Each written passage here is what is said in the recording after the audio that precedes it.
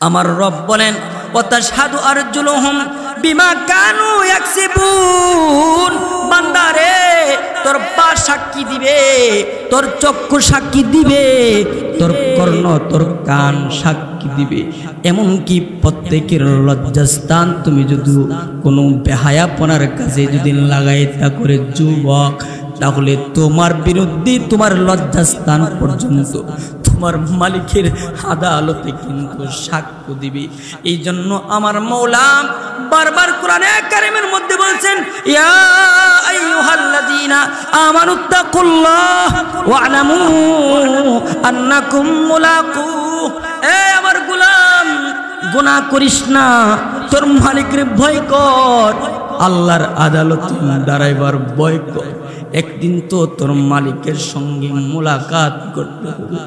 ওই দিন, যেই দিন তোর আল্লাহর সঙ্গে তোর মুলাকাত হবে, ওই দিবসের কথা স্মরণ করে তুই ভয় কর, গুনাহ করিস না, গুনাহ করিস না, গুনাহ করে তোর আল্লাহকে রাগাইস না। তোর মওলা কিন্তু তোর প্রতি নারাজ হয়ে যাবে। সরকারে দো আলম নবী বলে কত গুনাহগার এমন থাকবে যাদের দিকে মওলায়ে কারীম কিয়ামতের কঠিন ময়দানে লা ইয়ানজুরু ইলাইহিম ওয়া লা ইউকাল্লিমুহুম। কিছু গুনাহগার এমন থাকবে যাদের দিকে আমার মওলা তাকাবে না, রহমতের নজরে তাকাবে না। আমার মওলা কিছু কিছু গুনাহগারদের প্রতি রাগ হয়ে কথা পর্যন্ত হাসরের ময়দানে বলবেন। এই জন্য সরকারে দো আলম নবী বারবার বলতেন, এই আমার উম্মত, ইত্তাকিল মাহারিম, ইত্তাকিল মাহারিম, ইত্তাকিল মাজালিম। ও আমার উম্মত, গুনাহের কাছে যাসনি, গুনাহের কাছে যাসনি, গুনাহের কাছে যাসনি। গুনাহ করলে তোর মওলা তোর প্রতি নারাজ হয়ে যাবে। বলেন, গুনাহ করে কি আল্লাহরে নারাজ করতে কেরা কেরা রাজি আছে? রাজি আছেন কেউ? গুনাহ করবেন নাকি গুনাহ ছাড়বেন? হাত তোলেন সবাই, বলেন গুনাহ ছাড়তে রাজি আছি তো ইনশাআল্লাহ। নারে তাকবীর দেন, নারে তাকবীর।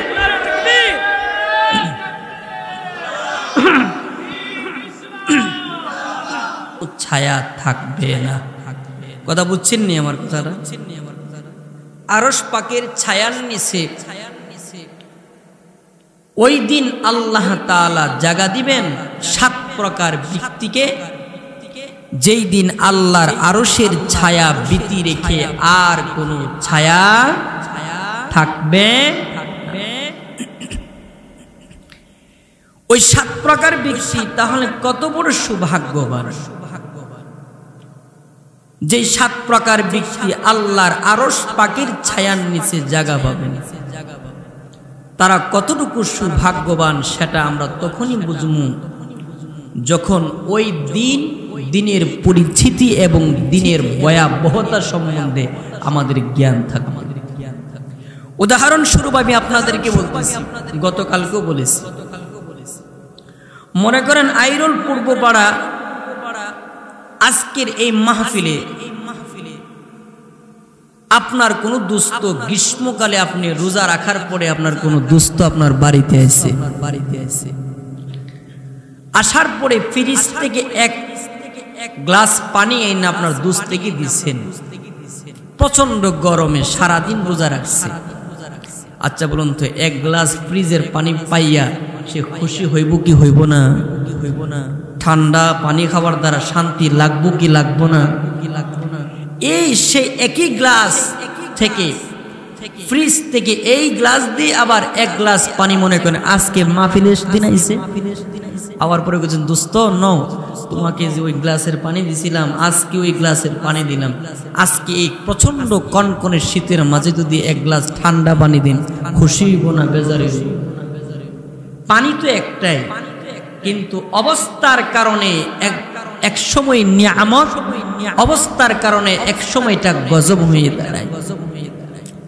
হাসরের ময়দানে আল্লাহ তাআলা যে 7 প্রকার ব্যক্তিকে আল্লাহর আরশ পাকের ছায়ার নিচে জায়গা দিবেন, ওই 7 প্রকার ব্যক্তি কতটুকু সৌভাগ্যবান এটা তখনই বুঝে আসবে যখন আমরা ওই দিনের ভয়াবহতা সম্বন্ধে জানতে পারবো।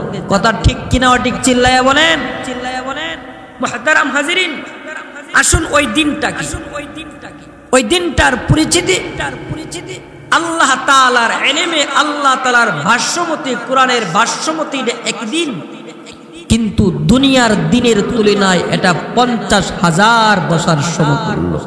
সুবহানাল্লাহ বলেন, বলেন কিয়ামতের দিবস যে একদিন, এটা দুনিয়ার দিন অনুপাতে কত বছরের সমতুল্য? 50,000 বছরের সমতুল্য। ওই দিনটাকে আল্লাহ তাআলা কোরআনে অনেক নামে ডেকেছেন। কখনো আল্লাহ তাআলা এটাকে ইয়াউমুল কিয়ামা বলে ডেকেছেন, দণ্ডায়মানের দিন, দাঁড়ানোর দিন। কখনো আল্লাহ তাআলা এই দিনটাকে ইয়াউমুল জাযা বলে ডেকেছেন, প্রতিদানের দিবস বলে আল্লাহ তাআলা ওই দিনটাকে নামকরণ করেছেন। কখনো আল্লাহ তাআলা এই দিনটাকে আল্লাহর কোরআনে ইয়াউমে মাহশার, জমায়েতের দিন, একত্রিত হওয়ার দিন বলে আল্লাহ তাআলা দিনটাকে দেখেছেন। কখনো ওই দিনটাকে আল্লাহ তাআলা নাবাউল আযীম, আল্লাহ তাআলা মহা খবর বলে সম্বোধন করেছেন। কখনো আল ওয়াকিয়া বলে ডেকেছেন, কখনো আল্লাহ তাআলা ওই দিনটাকে আল কারিয়া বলে ডেকেছেন, কখনো আল হাক্কা বলে ডেকেছেন। মুহতারাম হাজিরিন, আপনাদের কাছে, আমাদের কাছে সবচেয়ে প্রসিদ্ধ নাম হলো ইয়াউমুল কিয়ামা, কিয়ামতের দিন। আপনারা জানেন না সবাই? আমরা সবাই জানি কি? তো ওই দিনটার নাম কি? নাম ইয়াউমুল কিয়ামা, কিয়ামতের দিন। আসুন, কিয়ামতের দিনকে কিয়ামতের দিন কেন বলা হয় এটার একটু সামান্য বিশ্লেষণ করে আসি। ইয়াউমুল কিয়ামাকে কিয়ামা কেন বলা হয়? আল্লামা শাইখ ইবনে আসিমিন রাহমাতুল্লাহি আলাইহি তিনটা ব্যাখ্যা করেছেন। বলেন কয়টা ব্যাখ্যা করেছেন? তিনটা ব্যাখ্যা করেছেন। এক নম্বর ব্যাখ্যা করেছেন কিয়ামুন নাস মিন কুবুরিহিম লিরাব্বিল আলামিন। ইসরাফিল আলাইহিস সালাম দুইটা সিংহা ফুৎকার দিবেন, দুইবার সিংহা ফুৎকার দিবেন। প্রথম সিংহা ফুৎকারের মাধ্যমে ইজাস সামাউন ফাতারাত, আসমান ভেঙে যাবে।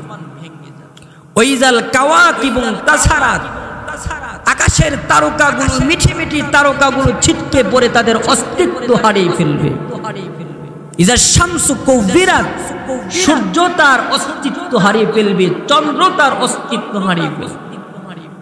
ইজা জুলজিলাতিল আরদু জিলজালাহা, রব্বে জালাল বলে বান্দারে, যে জমিনে তুমি বসে আছো, শুয়ে আছো, দাঁড়ায় আছো, এই জমিনে বসবাসরত জমিনটাও থাকবে না, ভূমিকম্পনে জমিনটাও ধ্বংস হয়ে যাবে। মোট কথা, ইসরাফিল আলাইহিস সালাতুস সালামের প্রথম সিংহা ফুৎকারের মাধ্যমে গোটা পৃথিবীটা ধ্বংস হয়ে যাবে। গোটা পৃথিবী যখন ধ্বংস হয়ে যাবে, ইসরাফিল আলাইহিস সালাম আবার দ্বিতীয়বার সিংহা ফুৎকার দিবেন। দ্বিতীয়বার সিংহা ফুৎকার দেওয়ার পরে প্রত্যেকটা মানুষ তাদের কবর থেকে উঠে আল্লাহর আদালতে দাঁড়াবেন। সকলে চিল্লায়া বলেন আল্লাহু আকবার। পিছনের বাইরে বলেন নাই, আরো জোরে কান আল্লাহু আকবার, আল্লাহু আকবার। মুহতারাম হাজিরিন, আল্লামা শাইখ ইবনে আসিমিন বলে, যেহেতু মানুষগুলো কবর থেকে উঠে আল্লাহর আদালতে দাঁড়াবে, এই জন্য আল্লাহ তাআলা ওই দিনটার নাম রাখছেন ইয়াউমুল কিয়ামা, দাঁড়ানোর দিন। এখন আসুন, মানুষগুলো যে কবর থেকে ওইটা দাঁড়াইবো যে কত পদ্ধতিতে দাঁড়াবে, কোরআন এবং সুন্নাহ ভালো করে বিশ্লেষণ করলে দেখা যায় প্রত্যেকটা মানুষ তিন প্রকারের কোন না এক প্রকারে আল্লাহর আদালতে দাঁড়াবে।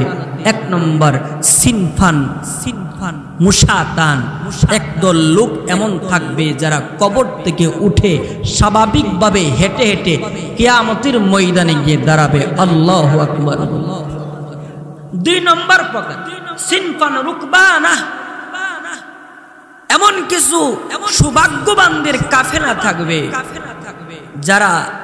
যাদের জন্য আল্লাহ তাআলা সোয়ারির ব্যবস্থা করবেন, গাড়ির ব্যবস্থা করবেন। ওরা সোয়ারিতে আরোহণ করে আল্লাহর আদালতে কিয়ামতের কঠিন ময়দানে দাঁড়াবে।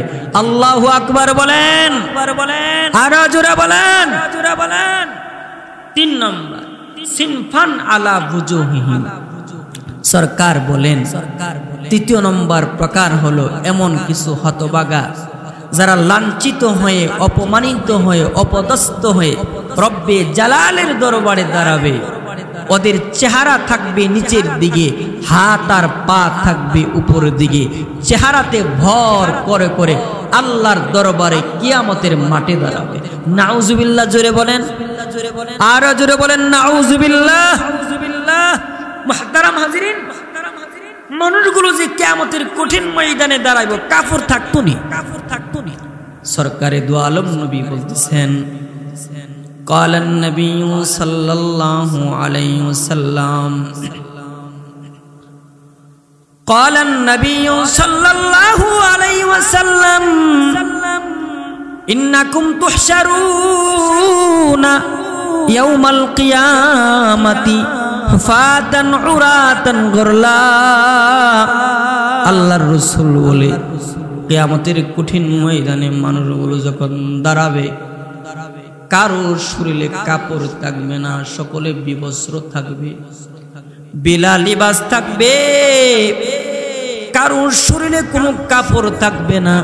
আল্লাহর নবী যখন এই হাদিস শোনাইতেছিলেন, আম্মাজি আয়েশা সিদ্দিকা রাদিয়াল্লাহু তাআলা আনহা আল্লাহর রাসূলকে ডাক দিয়ে বলে, ওগো সরকার,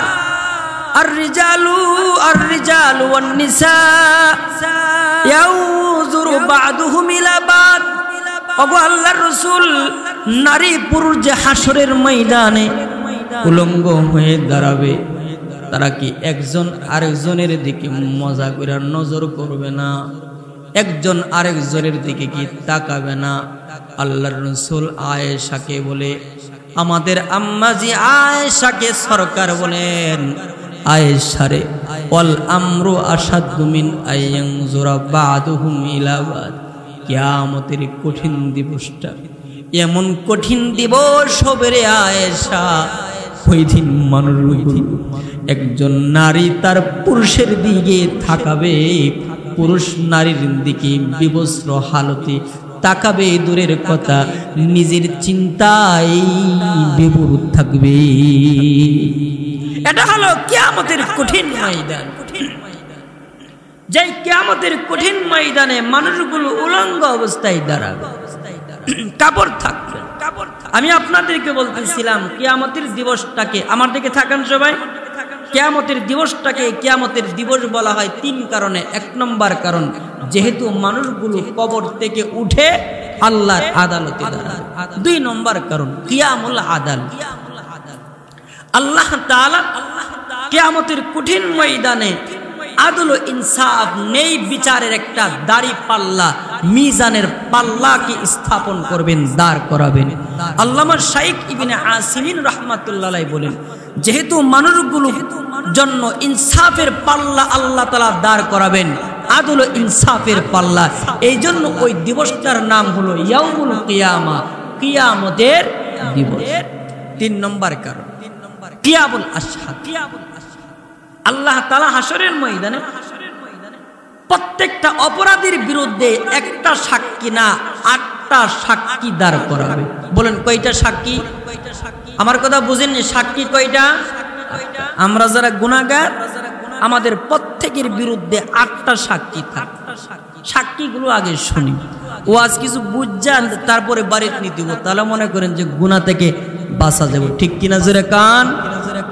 এক নম্বর সাক্ষী, এক নম্বর সাক্ষী হলো জমিন। জমিন আমাদের বিরুদ্ধে সাক্ষ্য দিবে। আল্লাহ তাআলা কোরআনে বলেছেন, ইয়াউমা ইযিন তুহাদ্দিসু আখবারাহা বিআন্না রাব্বাকা আওহা লাহা। আল্লাহ তাআলা বলে কিয়ামতের কঠিন ময়দানে অপরাধীদের বিরুদ্ধে জমিন সাক্ষ্য দিবে। যেই জমিনে দাঁড়ায়া পাপ করেছি, জমিনের ওই জায়গাটা সাক্ষ্য দিবে। বৈশা পাপ করলে বৈশা, ওই যে বৈশা পাপ করছি, জমিন আপনার আমার বিরুদ্ধে সাক্ষ্য দিবে। রাতের আধারে, এই যুবক, আমরা যে শোয়া শোয়া জমিনে পাপ করছি, জমিন কিন্তু আমাদের বিরুদ্ধে সাক্ষ্য দিবে। দুই নম্বর সাক্ষী দিনের আলো, সূর্যের আলো আপনার আমার বিপক্ষে সাক্ষ্য দিবে। সকাল থেকে নিয়ে সন্ধ্যা পর্যন্ত যত পাপ করেছি, সূর্যের আলো তথা দিন আপনার আমার বিপক্ষে সাক্ষ্য দিবে। তিন নম্বর রাত্রি রজনী আপনার আমার তা লেখে। আমরা যা বদ করি, বদগুলো বাম কাদের ফিরিস্তা লেখে। আল্লাহ তাআলা বলেন, মা ইয়ালফিজু মিন কাউলিন ইল্লা লাদাইহি রাকিবুন আতীদ। সকলে বলে আল্লাহু আকবার। ইমানি আওয়াজে বলে আল্লাহু আকবার। আল্লাহ তাআলা বলে, এই আইরনের মানুষ শুনো, আমার রব খুব সুন্দর করে বলে, তোমাদের জবান থেকে এমন কোনো বাক্য নয়, এমন কোনো শব্দ নয়, এমন কোনো আওয়াজ নাই রে যে আওয়াজগুলো ফেরেশতারা, আল্লাহর অত্যন্ত প্রহরী ফেরেশতারা সংরক্ষণ করে রাখে না। নবীর সাহাবী আব্দুল্লাহ ইবনে আব্বাস, নবীর সাহাবীদের মধ্যে সবচেয়ে বড় মুফাসসির, রাইসুল মুফাসসিরিন ফিস সাহাবা, আল্লাহর নবীর সাহাবীদের মধ্যে সবচেয়ে বেশি যিনি কোরআন বুঝতেন, হযরত আব্দুল্লাহ ইবনে আব্বাস বলে, সব কিছুই ফেরেশতারা সংরক্ষণ করে রাখে। এমনকি মানুষ যখন জ্বরের হালতে যখন কুহায় আর শব্দগুলো করে, মানুষ যখন অসুস্থতার হালতে যখন আর শব্দ করে কুহায়, আব্দুল্লাহ ইবনে আব্বাস বলে ওই শব্দগুলো পর্যন্ত অত্যন্ত প্রহরী ফেরেশতারা সংরক্ষণ করে রাখবে। আর কিয়ামতের কঠিন ময়দানে আল্লাহর আদালতে আপনার আমার বিরুদ্ধে আল্লাহর আদালতে পেশ করবে। 4 নম্বর সাক্ষী। 5 নম্বর সাক্ষী হলো আপনার আমার প্রত্যেকজনের বিরুদ্ধে আল্লাহ তাআলা 5 নম্বর সাক্ষী পেশ করবেন। নামায়ে আমাল, একটি আমল নামার ডায়েরি পেশ করবেন। ডায়েরি পেশ করবেন। আল্লাহ তাআলা কোরআনের মধ্যে বলেন, ওয়াদিআল কিতাব ওয়াতারাল মুজরিমিনা মুশফিকিন। কিয়ামতের কঠিন ময়দানে আল্লাহ তাআলা আপনার আমার সামনে কিতাব তুলে ধরবেন। কিতাব পুরা জিন্দেগীর 40 বছরের পুরা জিন্দেগীর একটা ফেহরিস্ত আপনার আমার সামনে তুলে ধরে আল্লাহ কি বলবেন? আল্লাহ বলবেন, ইকরা কিতাবাক কাফা বিনাফসিকাল ইয়াউম। বান্দা, তুমি আজকে তোমার নিজের জিন্দেগীর আমলনামাগুলো তুমি নিজে নিজে পড়ো। সেই দিন কেউ মূর্খ থাকবে না, সবাই শিক্ষিত থাকবে, সকলেই পড়ার যোগ্যতা থাকবে, পড়বে। সেই দিন মানুষগুলো নিজের আমলনামাগুলো দেখে কি আমলনামা দেখবে?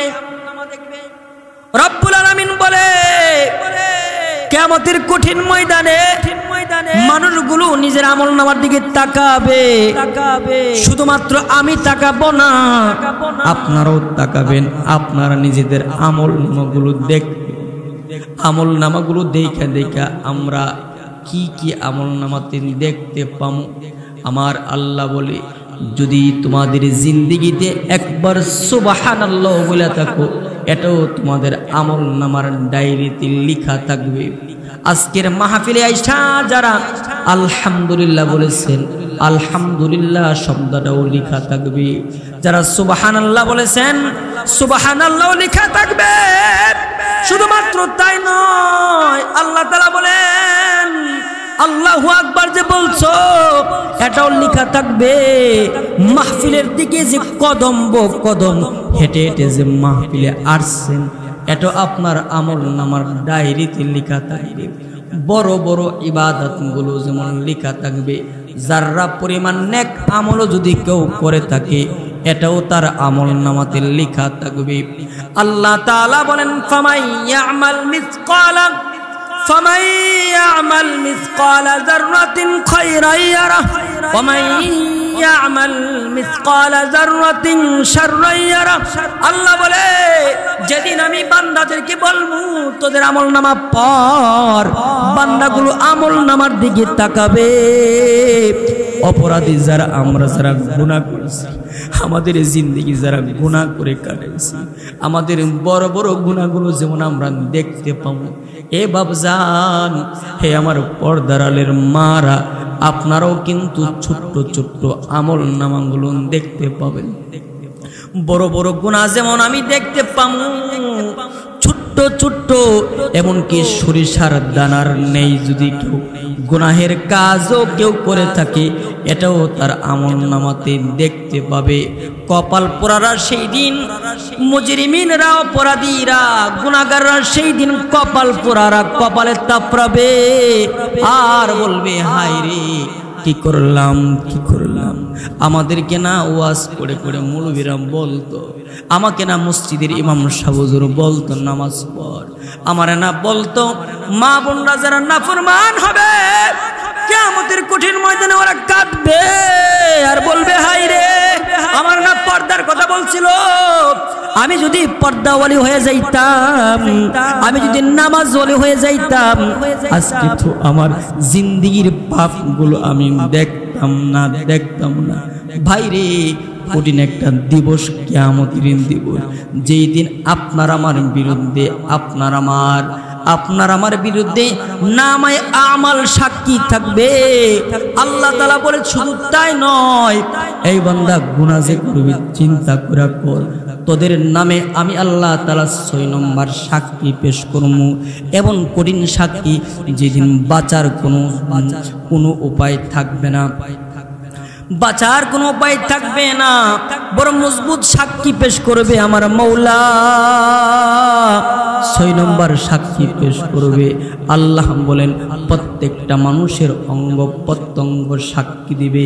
রব্বুল আলামিন বলেন, আল ইয়াউমা নাখতিমু আলা আফওয়াহিহিম ওয়া তুকাল্লিমুনা আইদিহিম ওয়া তাশহাদু আরজুলুহুম বিমা কানু ইয়াকসিবুন। আল্লাহ তাআলা বলে, এই আমার গোলাম, ওই দিনের কথা স্মরণ কর যেই দিন আমি আল্লাহ তাআলা কিছু কিছু অপরাধীর জবানে তালা ভরা দুমু, মোহর আমি আল্লাহ তাআলা এঁটে দুমু। জবানে আর বকর বকর করতে পারবে না, জবান দিয়া ওই দিন আর কথা বলতে পারবে না, মিথ্যা কথা ওই কিয়ামতের দিবস বলতে পারবে না। মানুষগুলো সেই দিন কিছু কিছু অপরাধের জবানে আমার মৌলা তালা মেরে দিবে। আল্লাহ বলে সেদিন কি সাক্ষী দিবে? ওয়া তুকাল্লিমুনা আইদিহিম, অপরাধীদের হাতগুলো সাক্ষী দিবে। হাতের দ্বারা যে গুনাহ আমরা করছি, হাত আমাদের বিপক্ষে সাক্ষী দিবে। যারা হাত দিয়া অপর বাড়ির গাছের ডাব পাড়ছিলেন, ওই হাতেই বলে দিবে, এই হাত দিয়া কলিমউদ্দিন সলিমউদ্দিন আব্দুর রহমানের গাছের ডাব পাড়ছিল, আব্দুর রহমানের বাড়ির চিনিহাসটা চুরি করে নিয়ে গেছিল। এই হাত দিয়া হাতে বলবে, আল্লাহ তোমার বান্দা আব্দুল কারীম অপরের বাড়ির ক্ষেতের লাইল কাটছিল, এ হাত আপনার আমার বিপক্ষে সাক্ষ্য দিবে। দোস্ত আমার, হাত বলবে কলমের খোঁচা দিয়া স্বদেশের টাকা বিদেশের মধ্যে পাচার করছিল। ও আমার ভাই, শুধুমাত্র হাত সাক্ষী দিবে না, আমার রব বলেন, ওয়া তাশহাদু আরজুলুহুম বিমা কানু ইয়াকসিবুন। বান্দারে, তোর পা সাক্ষী দিবে, তোর চক্ষু সাক্ষী দিবে, তোর কর্ণ, তোর কান সাক্ষী দিবে। এমনকি প্রত্যেকের লজ্জাস্থান তুমি যদি কোনো বেহায়াপনার কাছে যদি লাগাইতা করে যুবক, তাহলে তোমার বিরুদ্ধে তোমার লজ্জাস্থান পর্যন্ত তোমার মালিকের আদালতে কিন্তু সাক্ষ্য দিবে। এই জন্য আমার মৌলা বারবার কোরআনে কারিমের মধ্যে বলছেন, ইয়া আইয়ুহাল্লাযীনা আমানু তাকুল্লাহ, ইয়া আইয়ুহাল্লাযীনা আমানু তাকুল্লাহ ওয়া'লামু আন্নাকুম মুলাকু।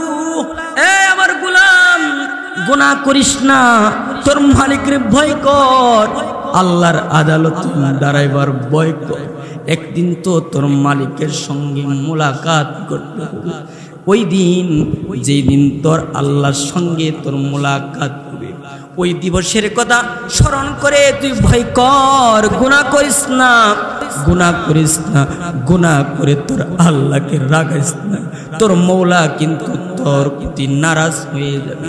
সরকারের দো আলম নবী বলে কত গুনাহগার এমন থাকবে যাদের দিকে মৌলায়ে কারীম কিয়ামতের কঠিন ময়দানে লা ইয়ানজুরু ইলাইহিম ওয়া লা ইউকাল্লিমুহুম, কিছু গুনাহগার এমন থাকবে যাদের দিকে আমার মৌলা তাকাবে না, রহমতের নজরে তাকাবে না। আমার মৌলা কিছু কিছু গুনাহগারদের প্রতি রাগ হয়ে কথা পর্যন্ত হাসরের ময়দানে বলবেন। এই জন্য সরকারে দো আলম নবী বারবার বলতেন, এই আমার উম্মত ইত্তাকিল মাহারিম, ইত্তাকিল মাহারিম, ইত্তাকিল মাজালিম। ও আমার উম্মত গুনাহের কাছে যাসনি, গুনাহের কাছে যাসনি, গুনাহের কাছে যাসনি। গুনাহ করলে তোর মওলা তোর প্রতি নারাজ হয়ে যাবে। বলেন গুনাহ কইরা কি আল্লাহরে নারাজ করতে কেরা কেরা রাজি আছে? রাজি আছেন কেউ? গুনাহ করবেন নাকি গুনাহ ছাড়বেন? হাত তোলেন সবাই, বলেন গুনাহ ছাড়তে রাজি আছি তো ইনশাআল্লাহ। নারে তাকবীর দেন, নারে তাকবীর।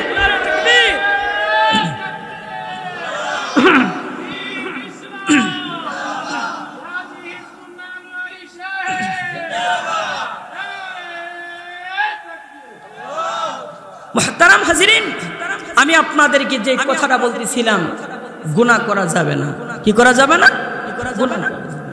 একটা কবিরা গুনার জন্য সর্বনিম্ন 700 বছর পর্যন্ত জাহান্নামের আগুনে। নাউজুবিল্লাহ জুড়ে বলেন, 700 বছর, 700 বছর গুনাহ করা যাবে না। গুনাহ করলে যেমন আখিরাতে ক্ষতি হয়, গুনাহ করার দ্বারা দুনিয়াতেও ক্ষতি হয়। বলেন, গুনাহ করার দ্বারা যেমন আখিরাতে ক্ষতি আছে, দুনিয়াতেও ক্ষতি আছে। কুতুবাতে জুলফিকারের মধ্যে আল্লামা জুলফিকার নকশবন্দি গুনাহের অবাল বা শাস্তির ব্যাপারে একটা শাস্তি এটা লিখছেন, গুনাহ যদি বান্দা বেশি বেশি করে তো গুনাহগার বান্দার চেহারার নূর আল্লাহ তাআলা উঠায় আনে। কি বললাম? গুনাহগার বান্দার চেহারাতে কি থাকে না? নূর থাকে না। নেককার বান্দাদের চেহারাতে নূর থাকে, আগার চে কালা হয়, যদিও সে কালো হয়। যেমন যেমন আমাদের মরহুম পীর সাহেব চরমনের পীর সাহেব রহমাতুল্লাহি আলাইহি, ফজলুল করিম রহমাতুল্লাহি আলাইহি কালো ছিল, কিন্তু আল্লাহর এই বান্দার চেহারার দিকে তাকায়া গুনাহগাররা পর্যন্ত মজা পাইছে। আল্লাহু আকবার বলেন। নুরুদ্দিন গহরপুরি রহমাতুল্লাহি আলাইহি কালো ছিল, কিন্তু তার চেহারার দিকে তাকায়া হাজারো গাঞ্জাখুররা দিলে শান্তি পেয়েছে। আল্লাহু আকবার বলেন। এই যে আজকের মাহফিলের বিশেষ অতিথি আল্লামা শাইখ মেরাজুল কাসিম, খুব সুন্দর নাকি দেখতে, কালো চামড়া না, কিন্তু হযরতের চেহারা দিকে তাকায় আপনারা মজা পান কি পান না? পান কি পান না? বলে আল্লাহ রাসূল বলে যারা নেককার হয়, নেককারদের কালো চামড়ার ভিতরে আল্লাহ তাআলা এক বাতিনি লাইটের ব্যবস্থা করেন। আল্লাহু আকবার বলেন। এজন্য গুনাহ কইরা চেহারা কালো করা যাবে না। এই আমার পর্দার আলের বোন আপনাকে বলতে চায়, গুনাহ কইরা নিজের চেহারাকে কালো বানায়ও না। চেহারার আকর্ষণ যদি আনতে চাও তো নামাজের মাধ্যমে, নেক কাজের মাধ্যমে, নেক কাজ বেশি করে করো, তোমার চেহারার মধ্যে এমন আকর্ষণ থাকবে যে ওই চেহারার দিকে তাকাইতেই মজা লাগবে। সুবহানাল্লাহ বলেন। এজন্য গুনাহের একটা ক্ষতি হলো চেহারা কালো হয়ে যায়। গুনাহের আরেকটা ক্ষতি হলো, কেউ যদি গুনাহ বেশি করে, বান্দার দেহের ভিতরে একটা জিনিস আছে কলব, ওই কলবটা আর সাদা থাকে না, কলবটা কালো হয়ে যায়। আল্লাহর রাসূল বলে, সরকারে দু আলম নবী বলেন, উম্মত আমার, قال النبي صلى الله عليه وسلم إن العبد إذا أخطأ خطيئة إن العبد إذا أخطأ خطيئة نكتت في قلبه نقطة سوداء। আল্লাহর রাসূল বলে, কেউ যদি একটা গুনাহ করে তো তার কলবের ভিতরে একটা কালো দাগ পড়ে যায়। নাউজুবিল্লাহ জুড়ে বলেন। আল্লাহর রাসূল সরকারে দু আলম নবী বলেন, কেউ যদি দুইটা গুনাহ করে তার কলবের ভিতরে দুইটা কালো দাগ পড়ে যায়। কেউ যদি তিনটা গুনাহ করে তার কলবের ভিতরে তিনটা কালো দাগ পড়ে যায়।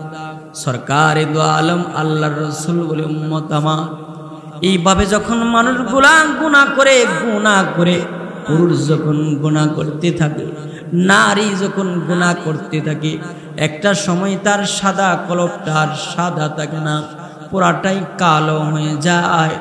আর বান্দার কলব যখন কালো হয়ে যায়, কালো কলবওয়ালার দ্বারা ইবাদত করতে মজা লাগে না, কালো কলবওয়ালার দ্বারা নামাজ পড়তে বড় ভারী লাগে, সাকিল লাগে।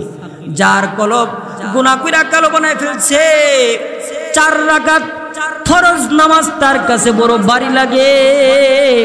রাত ভর শ্বাস তুলে বৈশা নর্তকীর নাচ দেখতে তার কাছে খারাপ লাগে না।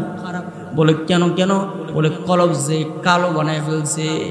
ও দোস্ত, কলবকে কালো বানানো যাবে না। এক জমানায় আমাদের এমন কত আকাবির ছিল যাদের কলব ছিল পরিষ্কার। কলব পরিষ্কার হয়ে যাওয়ার কারণে তারা শুধুমাত্র ফরজ নামাজ পড়েই মজা পায় নাই, রাতভর তাহাজ্জুদের নামাজ পড়েও তারা মজা পাইছে।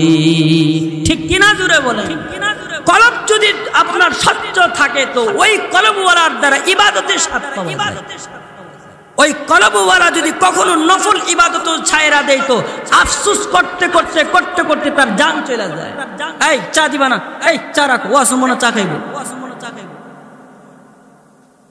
আমাকে তো রাগ উঠে গেল, আপনারা ওয়াজ শুনবেন না চা খাইবেন। শুনেন কথাটা, মুহতারাম হাজিরিন, আমি আপনাদেরকে যে কথাটুকু বলতেছি, কলব যদি সাদা থাকে তাহলে ওই কলবওয়ালার দ্বারা ইবাদত করতে মজা লাগে। ঠিক কিনা জোরে বলেন? আরো জোরে বলেন, ঠিক কিনা জোরে বলেন? আর কলব যদি কালো হয়ে যায় তো রাতভর টিভি দেখতে মজা পাবে, নর্তকীর নাচ দেখতে মজা পাবে, 31st নাইট উদযাপন করতে মজা পাবে। আর কলব সাদা থাকলে আল্লাহর জিকির করে মজা পাবে। ঠিক কিনা জোরে বলেন? এইজন্য কলবকে সাদা বানানো, গুনাহ করে কলবকে কালো বানানো যাবে না। রশিদ আহমদ গঙ্গোহী রাহমাতুল্লাহ আলাইহি, আমাদের বাপ দাদার নাম, দারুল উলুম দেওবন্দ মাদ্রাসা সালানা জলসাতে আসছে। রশিদ আহমদ গঙ্গোহী, ওনার দুস্তের নাম হলো হযরত কাসেম নানতুবি। নাম শুনছেন না আপনারা? যিনি দারুল উলুম দেওবন্দ মাদ্রাসা প্রতিষ্ঠা করেছে। 2 দুস্থ মহিলা মুরিদ হয়েছে আরেকজন বুজুর্গের কাছে, তার নাম হাজী এমদাদুল্লাহ মুহাজিরি মক্কি রাহমাতুল্লাহ আলাইহি। আল্লাহু আকবার বলেন। হযরত রশিদ আহমদ গঙ্গোহীকে ফাকিহুন নফস বলা হতো, যুগের ইমামে আবু হানিফা বলা হতো। বড় দরবেশ একজন বুজুর্গ ছিলেন। চরমনায়ের পীর সাহেবের যে সিলসিলা, এটা রশিদ আহমদ গঙ্গোহী পর্যন্ত গিয়ে পৌঁছে। তো রশিদ আহমদ গঙ্গোহী রাহমাতুল্লাহ আলাইহি কলব তো সাদা ছিল, তো ইবাদতের মধ্যে যৌগ শোক কেমন ছিল, ইবাদত নফল ইবাদত ফৌত হয়ে গেলে কেমন আফসোস ছিল দেখেন। দারুল উলুম দেওবন্দ মাদ্রাসা সালানা জলসাতে আসছে। আসার পরে মা আসরের পরে বয়ান করছে, মাগরিবের আগে বয়ান সেরা দিছে, আযান দিছে, বয়ান সেরা দিছে। নামাজ, মাগরিবের নামাজ দৌড়তে তাকবীরে উলা দৌড়তে গিয়া ওনার মুসাফা করতে করে তাকবীর উলা চলে গেছে। তো রশিদ আহমদ গঙ্গোহী রাহমাতুল্লাহি আলাইহি নামাজের পরে ছোট্ট বাচ্চা কোনো পছন্দের জিনিস হারায়া ফেললে যেমন হাউমাউ করে কান্দে, উনি এইভাবে হাউমাউ করে কান্দা শুরু করছে। আল্লাহু আকবার। লোকেরা জিজ্ঞেস করেন, হুজুর আপনি কেন কান্দেন? রশিদ আহমদ গঙ্গোহী জবাব দেয়, কেন কান্দি জানো? আজ থেকে আমি 30-34 বছর হয়ে গেছে আমি হাজী এমদাদুল্লাহ মুহাজিরে মক্কির কাছে মুরিদ হয়েছি। যেদিন থেকে হাজী এমদাদুল্লাহ মুহাজিরে মক্কির হাতে আমি বায়াত গ্রহণ করেছি, এই 30 বছরের ভিতরে আমি রশিদ আহমদ গঙ্গোহীর এমন কোন নামাজ যায় নাই যে নামাজের তাকবীরে উলাতে আমি দৌড়ি নাই। কিন্তু আজকের মুসাফাহের বীরের কারণে আমার জিন্দেগির এমন একটা নামাজ ছুটে গেছে 30 বছরের ভিতরে, যে জিন্দেগির এই নামাজের ভিতরে আমি তাকবীরে উলা পাই না। আমার বড় ডর লাগতেছে, আমার বড় ভয় লাগে। না জানি এশারের আগে যদি মালাকুল মাউত আজরাইল আলাইহিস সালাম যদি আমার সঙ্গে মুলাকাত করে ফেলে, যদি আজরাইল আলাইহিস সালাম যদি এশারের আগে যদি আমার কাছে আইসা যায়, আমার দেহটা থেকে আমার প্রাণবায়ুটা এমন হালতে বের করে নিবে, আমি আমার মৌলা পাকের সামনে এমন হালতে আমি আমার আল্লাহর আদালতে যে অক্তটার ভিতরে আমার তাকবীরে ওলা ছুটে গেছে, আমার বড় ডর লাগতেছে, ভয় লাগতেছে, আফসোস। এই আইরনের যুবক ভাইয়েরা, বৃদ্ধ বাবারা, আপনারা আপনাদেরকে জিজ্ঞাসা করি, এমন কত ভাই আছে যে ফরজ নামাজ ছুটে গেছে, আফসোস করছেন। আজকে আমাদের ভিতরে ফরজ নামাজ ছুটে গেল, আফসোস হয় না? আমাদের ফরজ রোজা ছুটে গেল, আফসোস হয় না? কেন হয় না? বলে আমাদের কলব তো কালো হয়ে গেছে। কালো কলবওয়ালার দিলের কারণে, দিল কালো হয়ে যাওয়ার কারণে নেক কাজ করার লাজ্জত পায় না, নেক কাজ করার মজা পায় না। নেক কাজ ছুঁইটা গেলে আফসোস তো আর হয় না। এমন জমানা কত গেছে, নবীর সাহাবীদের জমানা এমন গেছে, শুধুমাত্র ফরজ নামাজ না। এ দোস্ত শোনো, সরকারে দু আলম নবীর সাহাবীরা যদি কোনো জিকিরের মজমাও তাদের থেকে বোধ হয়ে গেছে, ওরা কাঁদছে, চোখের পানি ফালায়া ফালায়া কাঁদছে, হায়রে আজকে একটা জিকিরের মজমা আমার থেকে বোধ হয়ে গেছে। নবীর একজন সাহাবীর নাম আমিরে মুআবিয়া। হযরতে আমিরে মুআবিয়া একদিন রাতের বেলা ঘুমাইছে, ফজরের আগে তাহাজ্জুদের সময় উঠতে পারে নাই। শয়তান তাকে এমন ভাবে ঘুম চাপায়া দিছে যে ফজরের আগে উঠতে পারে নাই, তাহাজ্জুদের নামাজ পড়তে পারে নাই। আমিরে মুআবিয়া ফজর নামাজ পড়ে বারবার রব্বে জালালের দরবারে কাঁদছে, আল্লাহর আদালতে কাঁদছে, বারবার চোখের পানি ফলায়া ফলায়া কাঁদছে। হযরতে ইমামে হযরতে আমির মুআবিয়া কাঁদে, কেন কাঁদে? সরকার বলেছেন তামুতুনা তুহশারুন। আল্লাহর রাসূল বলছে তাহিয়াউনা কামা তামুতুম ওয়া তামুতুনা কামা তুহশারুন। সরকার বলেছেন, আল্লাহর রাসূল বলছে, কেউ যদি জিন্দেগি যেভাবে চালাবে মরণটা এইভাবেই হবে, আর মরণ যে হালতে হবে আল্লাহর আদালতে এই হালতেই সে দাঁড়ায়া যাবে। দেখেন না একজন বুজুর্গ, নিজেকে বুজুর্গ, একজন বুজুর্গ আল্লাহওয়ালা, আমাদের একজন বাপ দাদা ছিল, সবজির টুকরি নিয়ে হাঁটতেছে, হঠাৎ করে তার সামনে একজন লোক দাঁড়ায় গেছে। একজন যুবক ভাই এসে বলতেছে যে বাবা আসসালামু আলাইকুম। তো আমাদের বুজুর্গ বাবা তাকে সালামের জবাব দিছে। জবাব দেওয়ার পর জিজ্ঞেস করছে, কে তুমি? বলে আপনি আমাকে চিনবেন না, আমি হলাম মালাকুল মউত আজরাইল। আল্লাহু আকবার। বুজুর্গ বাবা ডাক দিয়া বলে, ওই যে সবজিওয়ালা ডাক দিয়া বলতেছে, এ ভাই আজরাইল, তুমি এসে গেছো, তুমি আমার জান কবজ করতে মনে হয় এসে গেছো। এই যে দেখো না আমার কাঁধের উপরে গামছা আছে, এটা হলো আমার জায়নামাজ। আমি বাড়ি থেকে যখন বের হইছি, আমি জানি কখন মরণ হবে, আমি তো জানি না, যে কোনো সময় মরণ হতে পারে। তাই বাড়ি থেকে আমি উযু করে বের হইছি। এ ভাই আজরাইল, তুমি আমাকে 2টা মিনিট সময় দাও, জায়নামাজটা বিছায়া দেবো রে। আর যখন জায়নামাজ বিছায়া আমি যখন আল্লাহু আকবার বলে দাঁড়ায়া প্রথম রাকাতটা শেষ করে আবার যখন দ্বিতীয় রাকাতে দাঁড়ায় যাবো, আজরাইল ভাই আমার দ্বিতীয় রাকাতের দ্বিতীয় সিজদাতে তুমি আমার রূহটা কবজ করে নিও। আজরাইল ডাক দে বলে, কেন রে ভাই, নামাজের হালতে কেন তোমার জান কবজ করব? ওই সবজিওয়ালা বুজুর্গ বলে, আমি এই জন্য বলতেছি, আমার জানটা তুমি নামাজের হালতে আমাকে তুমি আমার জানটা তুমি কবজ করবা। এই জন্য সরকারে দোয়ালুফ নবীর জবানের হাদিস আমি শুনছি, আল্লাহর রাসূল বলছে, কেউ যদি নামাজের হালতে সিজদার হালতে যদি মৃত্যুবরণ করে কিয়ামতের কঠিন ময়দানে সিজদার হালতে আল্লাহর আদালতে দাঁড়াবে। আমি যদি আজকে যদি তুমি আমাকে সিজদার হালতে আমার জান কবজ করে আনাও, তাহলে তো আমার আল্লাহর কাছে আমার এমন কোনো আমল নাই যে আমল আমার মাওলার কাছে আমি দাঁড় করাতে পারবো। কিন্তু যদি তুমি আমাকে সিজদার হালতে রূহটা কবজ করো, আমি আমার মওলার কাছে বলতে পারবো, মওলা রে, এমন কোন আমল করি নাই যে আমল দিয়া তোমাকে রাজি করতে পারবো। তবে জীবনের শেষ সময়টা এমন ভাবে জান কবজ হয়েছে যে আমি সিজদার হালতে তোমার কুদরতি কদমে সিজদা দেওয়ার হালতে দেখো না মালিক তোমার দরবারে দাঁড়াইছি। আল্লাহু আকবার, আল্লাহু আকবার।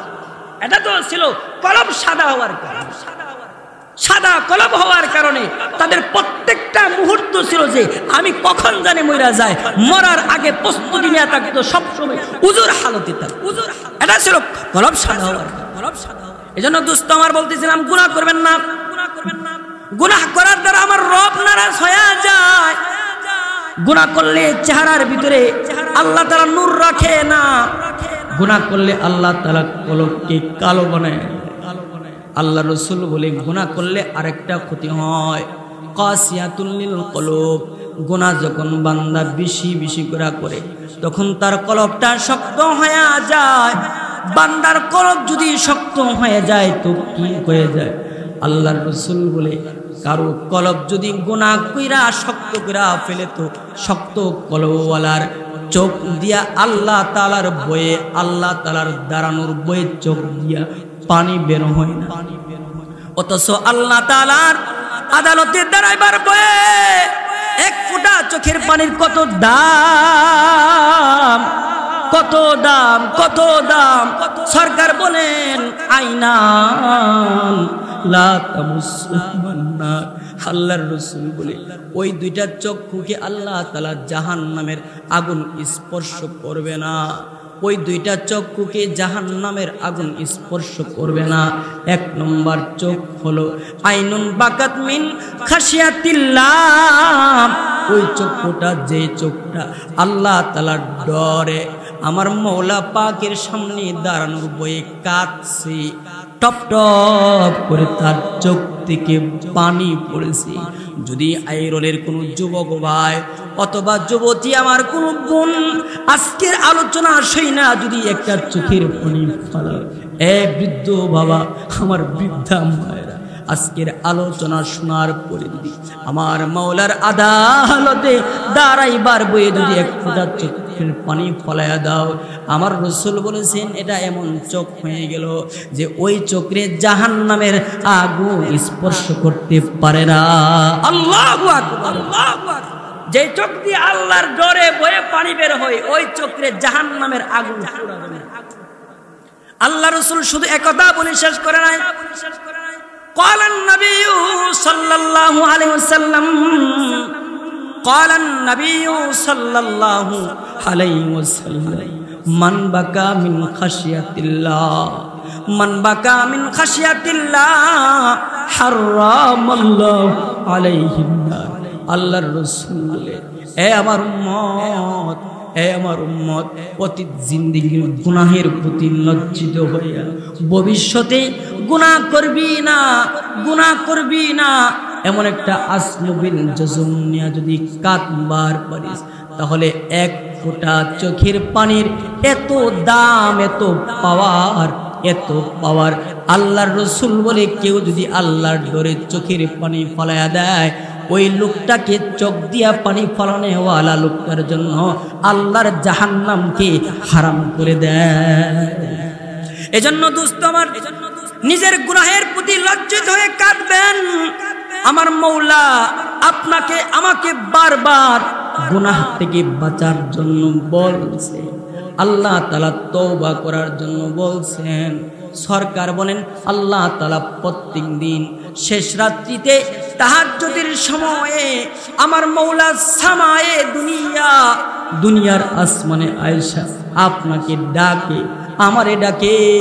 এই পর্দারালের মা বোনেরা তোমারে ডাকতেছি। কেমন করে ডাকে? সরকার বলেন আলা মিন মুস্তাগফিরিন ফাগফির লাহু। কে আসো জিন্দিগিতে গুনাহ করেছো রে আমার বান্দা, জিন্দিগিটাকে গুনাহ করে কাটাই দিছো, পাপ করে কাটাই দিছো।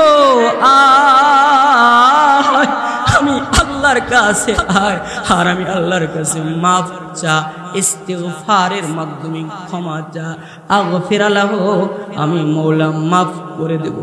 আল্লাহ তাআলা শুধুমাত্র হাদিসে কুদসিতে বলে নাই, আল্লাহ তাআলা কোরআনে কারীমের জায়গায় জায়গায় আপনার আমার মতো যারা গুনাহগার তাদেরকে বারবার মহব্বতের সুরে ডাকছেন। আল্লাহ তাআলা বলেন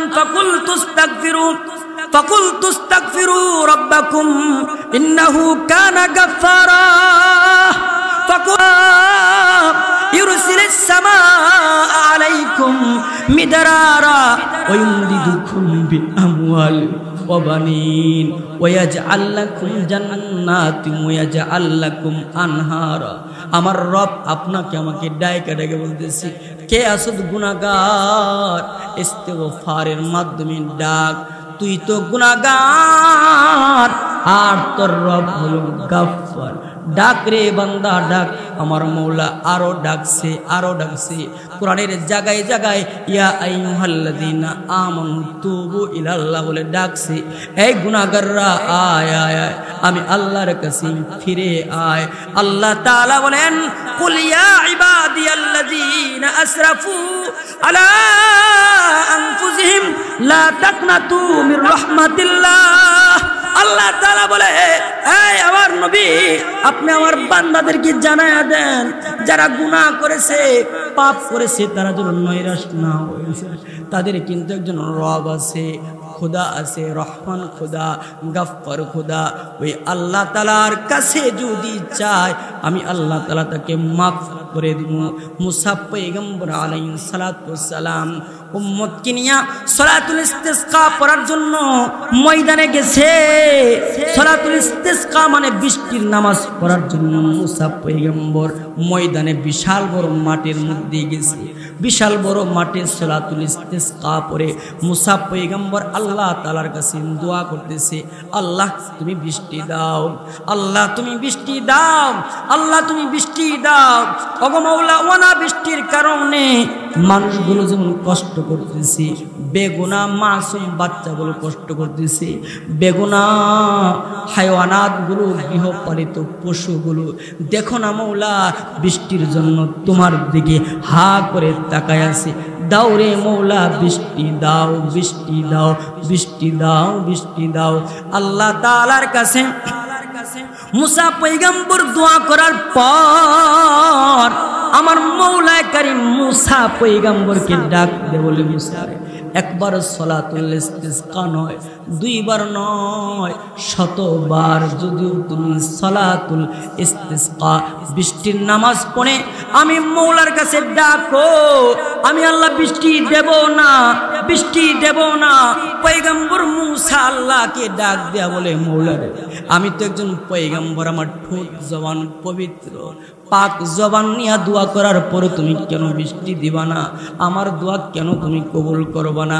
আল্লাহ তাআলা মুসা পয়গম্বরকে ডাক দে বলে, মুসা রে, তুমি যাদেরকে না নিয়ে ময়দানে নামাজ পড়তে আসছো ওদের মধ্যে এমন একটা আমার বান্দা আছে যেটা গুনাহগার, এত বেশি গুনাহ করেছে, এত বেশি পাপ করেছে। তার পাপের কারণে আমি মওলা তার প্রতি নারাজ, আমি মওলা এত নারাজ হয়ে গেছি। তার পাপের কারণে আমি রহমতের মওলা, রহমতের বারিশ, বৃষ্টি বন্ধ করে দিয়েছি। মুসা যতক্ষণ পর্যন্ত গুনাহগারটা ময়দান থেকে না যাবে আমি আল্লাহ বৃষ্টি দেব না, আমি আল্লাহ বৃষ্টি দেব না। মুসা পয়গম্বর উঁচা জায়গাতে দাঁড়ায়া এলান করলেন, ও আমার ভাই, কে আসো ভাই? তুমি গুনাহ বেশি করে আমার আল্লাহকে রাগায় বলছো। ভাই রে, তোর নাম আমার মওলার কাছ থেকে যায় না। তোকে বলার আগে এ ভাই, তুই মার্তিকা চইলা যা, মার্তিকা চইলা যা, নিজের ইজ্জত নিয়ে নিজে চইলা যা। তুই তো অন্য ভাইদেরকে অনাবৃষ্টি দিয়া তুই কষ্ট দিস না, যা রে ভাই, যা যা। মুসা পয়গম্বরের কথা বলার পরে একবার মাটির ডান দিকে তাকায়, আবার বাম দিকে তাকায়, একবার পিছনে তাকায়, আবার সামনে তাকায়।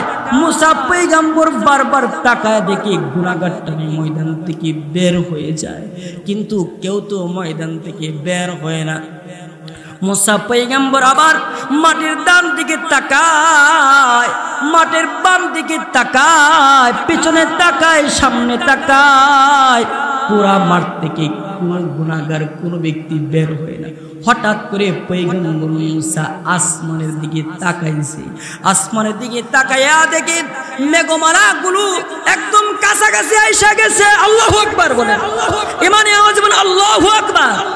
মুসা পয়গম্বর এবার তাকায় দেখে আসমানের মওলা কেমন যেন নিজ দায়িত্বে মেঘমালাগুলোকে নিয়ে একদম জমিনের কাছাকাছি এসে গেছে। হযরত মুসা পয়গম্বর তাকায়া দেখি মেঘমালা থেকে বৃষ্টির ফোঁটা টপ টপ করে পড়া শুরু হয়েছে।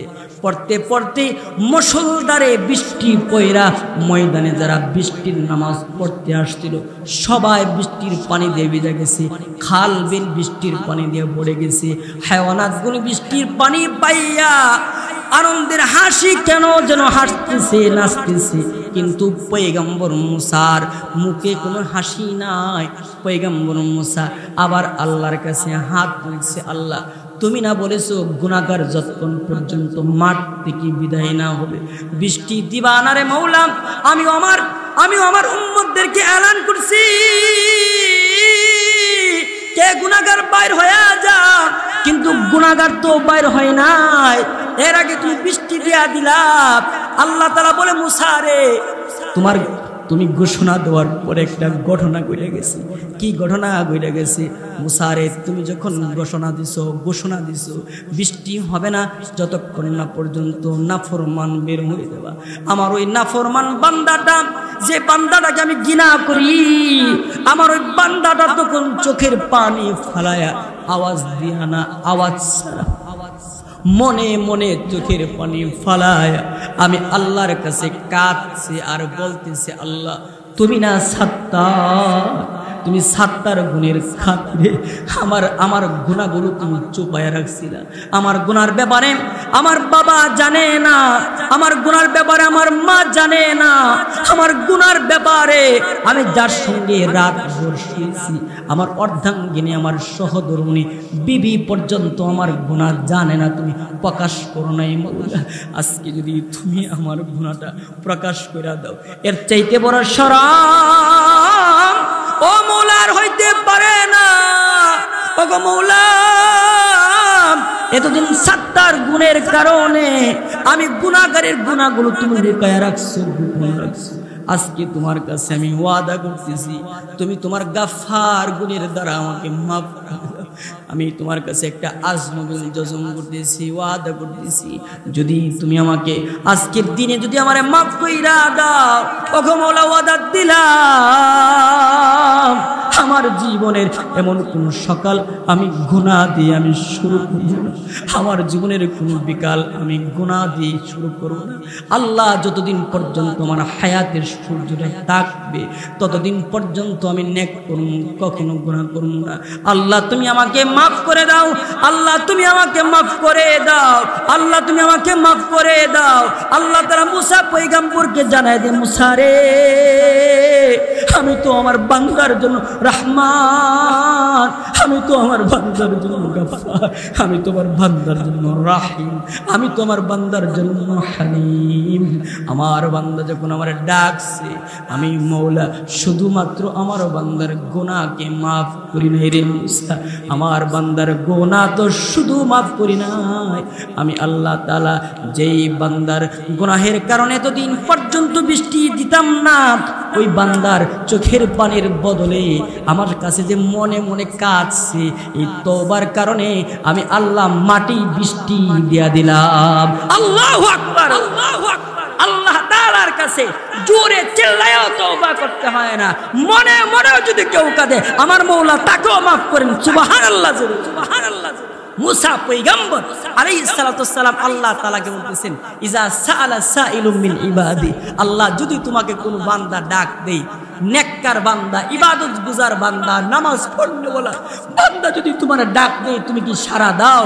আল্লাহ তাআলা ডাক দিয়া বলে, আকুলু লাব্বাইকা ইয়া আবদি, আমি তার ডাকে সাড়া দিয়া বলি বান্দা হাজির আছি। সকলে চিল্লায় বলে আল্লাহু আকবার। মুসা পয়গম্বর আল্লাহ তাআলাকে বলতেছে, আল্লাহ যদি তোমাকে আবি সোহেম এমন একটা বান্দা যদি ডাক দে যে তোমার জন্য রোজা রাখছে সারা দিন ভর, এমন রোজাদারের ডাকে কি তুমি সাড়া দিবা? আল্লাহ তাআলা বলে আমি তার ব্যাপারে বলি আকুলু লাব্বাইকা ইয়া আবদি, বান্দা আমি তোর জন্য হাজির আছি। মুসা পয়গম্বর এবার আল্লাহকে বলতেছে, আল্লাহ যদি তোমাকে জাহিদ ফিদ দুনিয়া, যে দুনিয়া থেকে হাত উঠায় নিছে, আখিরাতের চিন্তায় সবসময় বিভোর থাকে, এমন একটা বান্দা তোমাকে ডাক দিলে তুমি কি তার ডাকে সাড়া দিবা? আল্লাহ বলে আকুলু লাব্বাইকা ইয়া আবদি, আমি তার ব্যাপারে বলি আমি বান্দা হাজির আছি। সুবহানাল্লাহ বলে। দুনিয়াতে এমন কে আছে যে ডাক দিলে সাড়া দেয়? আছে কি? প্রত্যেক ডাকে সাড়া দিবে এমন কেউ আছে? কিন্তু আমার রব বলছে ফাজকুরুনি আসকুরুকুম, ফাজকুরুনি আসকুরুকুম। আরে তুই কোন মাওলারে বলা গেলি? কোন মাওলাকে বলা গেলি? রাতের একটা বাজেও যদি ডাক দেস, সকল পৃথিবীর মানুষ যেমন ঘুমন্ত থাকে তখনও যদি ডাক দেস, ডাক দিতে দেরি হয়, আমি আল্লাহ তোর ডাকে সাড়া দিতে দেরি হয় না। আল্লাহু আকবার, আল্লাহু আকবার। এমন রবকে ভুলে গেছেন, এমন আল্লাহকে ভুলে গেছেন আপনি। ওই মাওলার সঙ্গে কিভাবে দৃষ্টতা দেখেন নামাজ না পড়ে, রোজার মাসে রোজা ভঙ্গ করে কি করে দৃষ্টান্ত দেখান আপনি সেই মাওলার সাথে।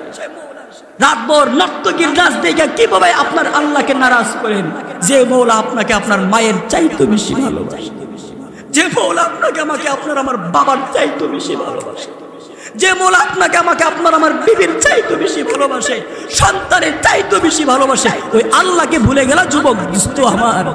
এ পর্দার আলের মা, এ পর্দার আলের বোন, তোমাকে আমি বলছি আর কত রাত তুমি গুনাহ করে কাটাইবা? এ যুবক আর কত রাত তুমি গুনাহ করে কাটাইবা? এখনো সময় আছে। তোমার হায়াতের সূর্যটা ডুবার আগে আগে তোমার মওলাকে চিনো, তওবা করে তোমার পাক্কা জিন্দেগি করো। মুসা পয়গম্বর বলতেছে, আল্লাহ বুঝলাম নেককার বান্দা ডাক দিলে তুমি তার ডাকে সাড়া দিয়ে লাব্বাইক বলো।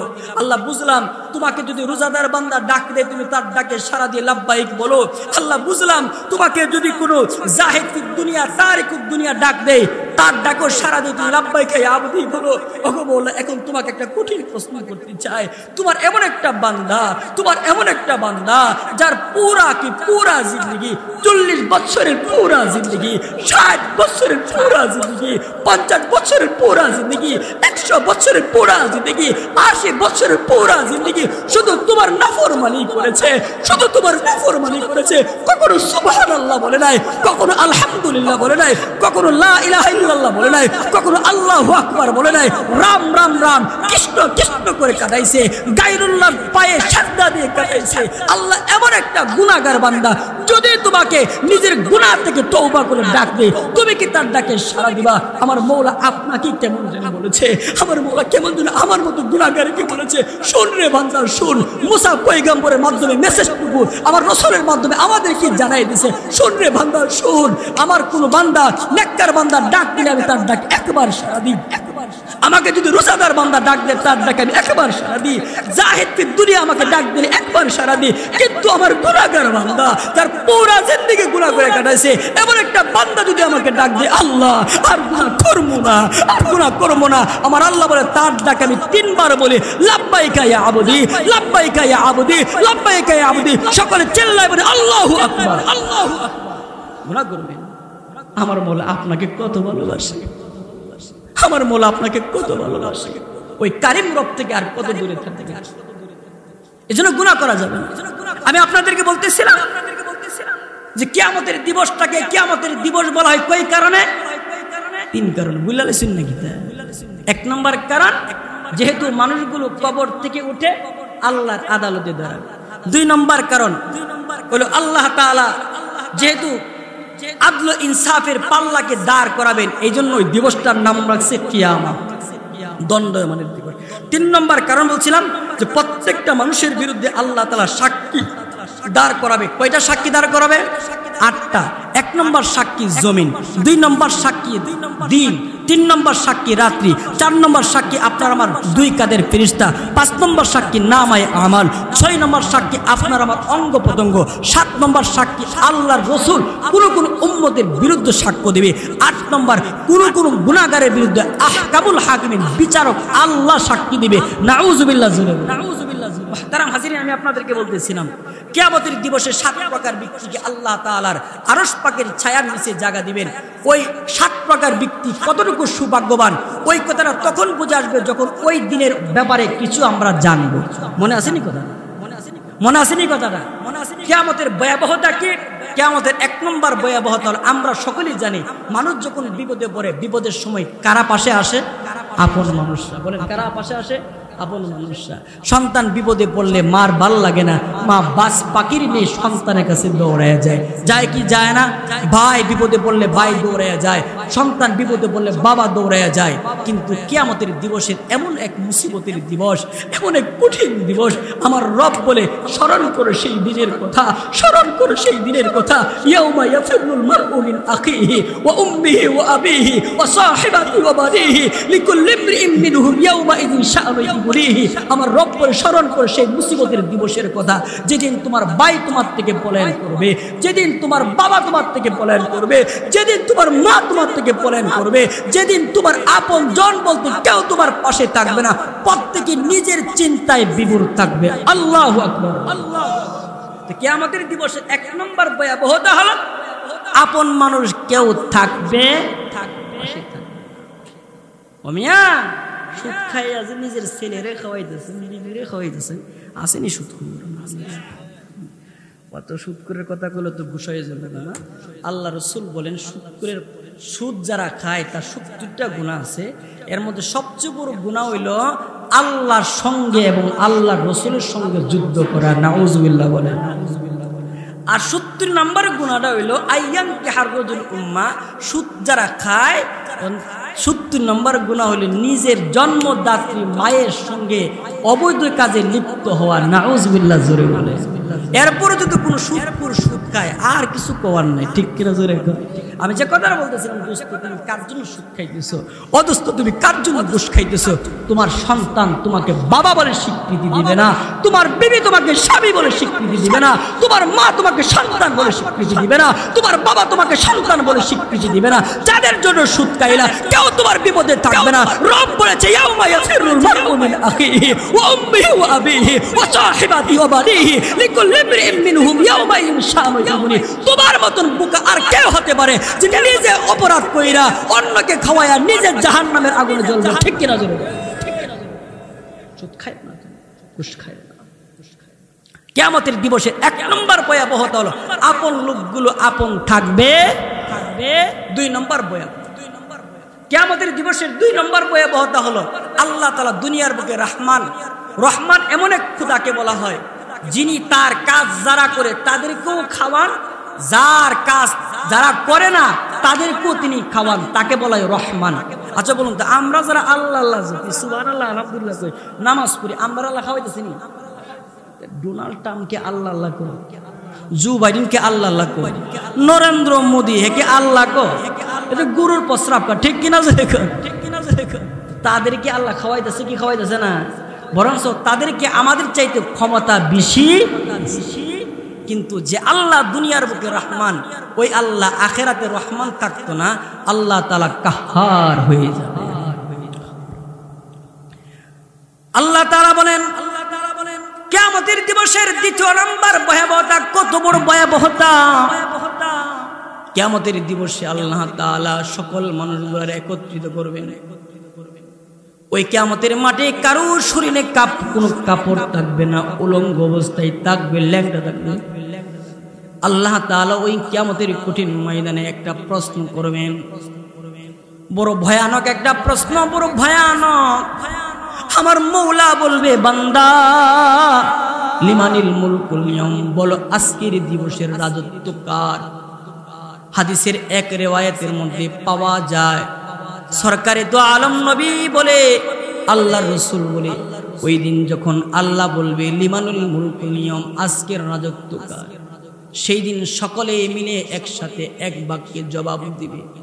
শুধুমাত্র মানুষ নয়, মানুষের মধ্যে শুধু মুমিন না, কাফের কুফাররা যারা নিজেকে আনা রব্বুকুমুল আলা দাবি করছে, ওরা পর্যন্ত বলবে, হায়াওয়ানাতগুলো বলবে, জিন ফেরেশতা সহ সকল মাখলুকাত এক বাক্যে বলবে লিল্লাহি ওয়াহিদিল কাহ্হার। সরকারে দো আলম নবী আল্লাহর রাসূল বলে, আরেক riwayate পাওয়া যায় আল্লাহ তাআলা যখন কঠিন প্রশ্ন ছুড়ে মারবে, সেই দিন আল্লাহ যখন বলবে নিমালিল মুলকুল ইয়াউম, বলো না রাজত্ব কার? সেই দিন কেউ জবাব দিবে না। স্বৈরাচার যারা ছিল তারা কোন কথা বলবে, আল্লাহ তাআলাকে যারা মানছে না ওরাও সেই দিন কোনো কথা বলবে না, সকলে চুপ থাকবে। এমনকি আবুল নাস পয়গম্বর আদম পর্যন্ত চুপ থাকবে।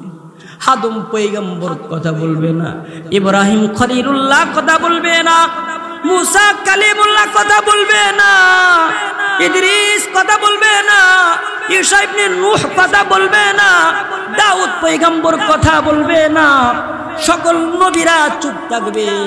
সেই দিন আল্লাহ তাআলা নিজে নিজে জবাব দিবে। আমার দিকে তাকান, সকলে নিজে নিজে সেই দিন আল্লাহ তাআলা নিজে জবাব দিবে। লিল্লাহি ওয়াহিদুল কাহ্হার। আজকের রাজত্ব পরাক্রমশালী রাগে আল্লাহ তাআলার জন্য। আমি বলতেছিলাম কিয়ামতের দিবসের এক নম্বর ভয়াবহতা আপন লোকগুলো আপন থাকবে না। দুই নম্বর ভয়াবহতা হলো আল্লাহ তাআলা বলেন, দ্বিতীয় নম্বর ভয়াবহতা হলো রহমান মৌলা, যিনি দুনিয়াতে রহমান তিনি আখিরাতে কাহ্হার হয়ে যাবে। তিন নম্বর ভয়াবহতা হলো আল্লাহ তাআলা বলেন কিয়ামতের কঠিন ময়দানে সকল মানুষগুলোরে যখন আল্লাহ তাআলা দাঁড় করাবেন, মাঠের একদিকে সকল মানুষগুলো থাকবে, অপর দিকে ওজিআ ইয়াউমা ইযিম বিজাহান্নাম। আল্লাহ তাআলা জাহান্নামকে আনবে। জাহান্নাম একটা নামের নাম না, জাহান্নাম একটা ভয়াবহ জিনিসের নাম। সরকার বলেন জাহান্নামের আগুনের কত ভয়াবহতা। আল্লাহর রাসূল বলেন নারুকুম জুজউম মিন সাবঈনা জুজআম মিন নারি জাহান্নাম। উম্মত রে, ওই জাহান্নামকে তোরা ভয় কর। যেই জাহান্নামের আগুন দুনিয়ার আগুনের চাইতে 69 গুণ বেশি পাওয়ার। সরকারে দো আলম নবী ওয়াল উম্মত উকিদা আলান নারি আলফা সানাতিন হাত্তা মাররাত সুম্মা উকিদা আলাইহা আলফা সানাতিন হাত্তা বিয়াদ্দাত সুম্মা উকিদা আলাইহা আলফা সানাতিন হাত্তা সুওয়াদ্দাত।